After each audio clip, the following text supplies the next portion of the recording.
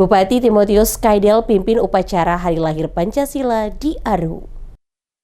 Bupati Kepulauan Aru Timotius Kaidel memimpin upacara peringatan Hari Lahir Pancasila tahun 2026 yang berlangsung di halaman kantor Bupati Kepulauan Aru Dobo, Senin 1 Juni 2026. Upacara berlangsung hikmat dan diikuti unsur Forkopimda, pimpinan OPD, ASN, serta personel TNI dan Polri. Peringatan Hari Lahir Pancasila tahun ini mengusung tema Pancasila Pemersatu Bangsa, Fondasi Perdamaian Dunia.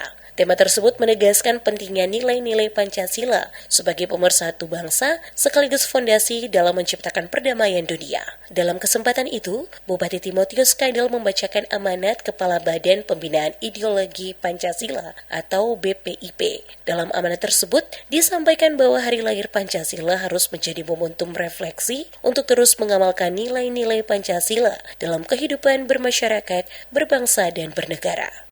Mari kita teguhkan kembali komitmen kebangsaan kita. Mari kita tunjukkan kepada dunia bahwa Indonesia adalah bangsa besar yang menjunjung tinggi religiusitas dengan semangat persatuan dan kuat karena nilai-nilai kemanusiaannya. Selama darah Indonesia masih mengalir di tubuh kita, Pancasila akan senantiasa hidup dalam setiap denyut nadi seluruh anak bangsa di Republik yang kita cintai. Selamat Hari Lahir Pancasila, jayalah Indonesiaku.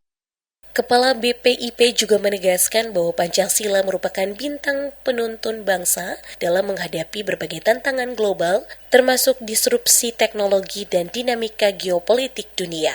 Di akhir amanatnya, seluruh elemen bangsa, khususnya generasi muda, diajak untuk menjadikan Pancasila sebagai ideologi yang hidup melalui sikap toleransi, gotong royong, serta komitmen menjaga persatuan dan kesatuan bangsa.